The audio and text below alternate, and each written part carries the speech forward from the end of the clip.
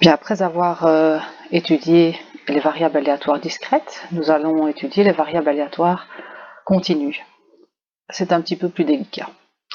Un petit exemple, donc je vous rappelle qu'une variable aléatoire qui est continue est une variable aléatoire qui peut prendre une infinité de valeurs dans un intervalle, cet intervalle pouvant être borné ou non. On a réalisé une étude statistique, donc on se réfère en fait au cours de quatrième, on a fait une étude statistique et on a interrogé 100 garçons de 15 à 18 ans et on leur a demandé leur taille. Les tailles ont été classées dans des intervalles ou dans des classes de largeur 4 cm. On a dans un tableau recensé, enfin il n'est pas complètement recensé, mais en tout cas on a déjà trié les données et on a calculé le centre des classes, les effectifs de classe, les probabilités et les fréquences, sachant qu'on parle globalement de la même chose. Par exemple, si on prend l'intervalle 174-178, qui est ici, on a un centre qui est de 176, donc ça veut dire que les 17 garçons qui se trouvent dans la classe 174-178, globalement, ont la taille de 176 cm. Donc 176 cm est en fait un résumé de la valeur de toutes les modalités qui se trouvent dans la classe 174-178. C'est vraiment comme on a fait en quatrième. On a calculé la probabilité, donc la probabilité d'être dans cette classe-là, donc c'est-à-dire d'avoir une taille comprise entre 174 et 178, c'est 17 divisé par 100, donc 0,17, ou bien en pourcentage pour avoir une fréquence 17%. On a calculé la moyenne de l'échantillon, donc pour ça, je réfère à nouveau au cours de quatrième, on a pris le centre de chacune des classes et on a multiplié par l'effectif. Donc pour chacune des classes, on multiplie par l'effectif, on additionne les grandeurs et on divise par l'effectif total. On a aussi calculé l'écart type. En général, la moyenne et l'écart type dans les exercices qui vont suivre seront donnés, il ne faudra pas les calculer. Qu'est-ce qu'on a fait après? On a représenté ce qu'on appelle un histogramme des fréquences. Donc en abscisse, on trouve les tailles des individus et en ordonnée, des fréquences. Donc on construit en fait des rectangles qui ont comme base ici 4 et comme hauteur la valeur de la fréquence.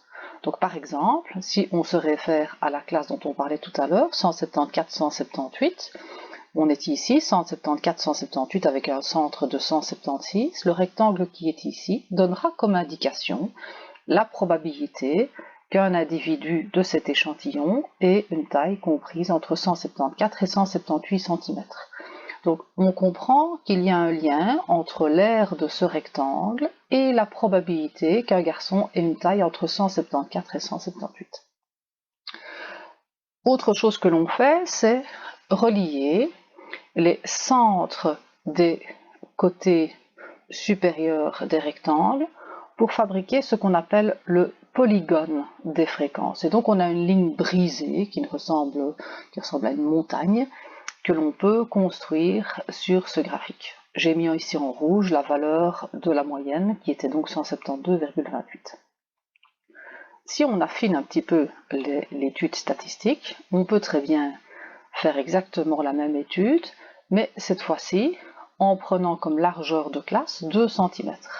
Donc forcément on a 2 fois plus de classes, et les indications concernant les probabilités, les fréquences, les effectifs de classe, globalement disent la même chose que ce tableau-là, mais les indications sont plus fines.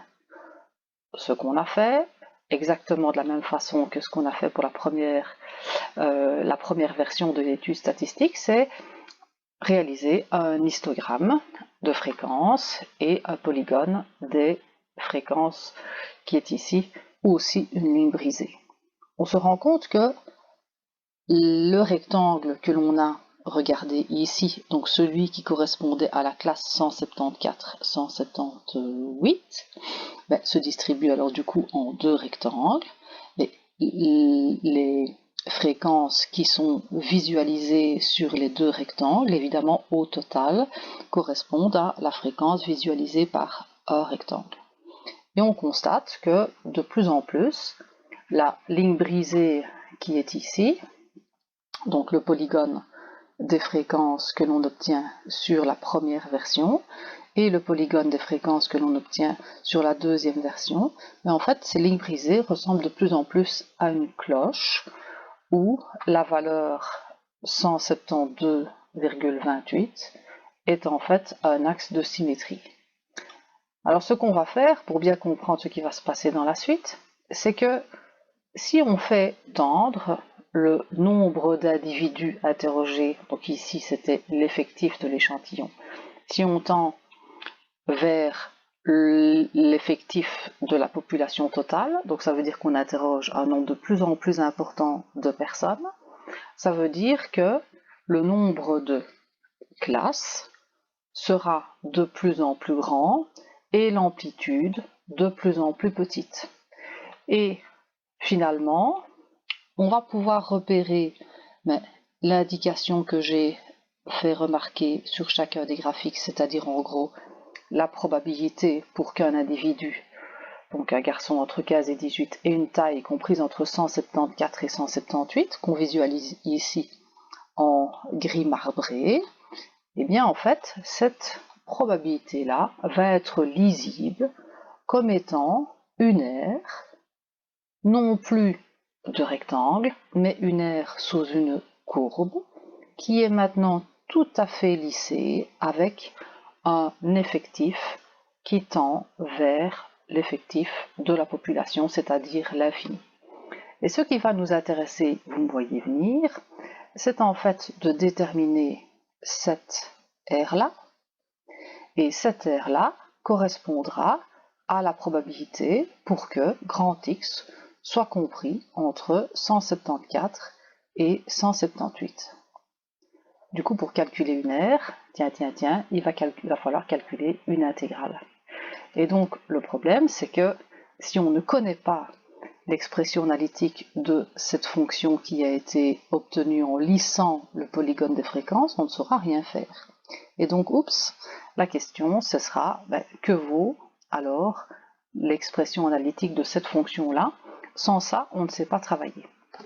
Petite remarque par rapport au calcul des probabilités, c'est que à partir du moment où on comprend que pour trouver une probabilité, on doit calculer une aire, ça n'a aucun sens de calculer la probabilité pour qu'une personne soit d'une taille précise. Donc, par exemple, la probabilité pour que grand X soit égal à 173,47, en fait, ce sera égal à 0.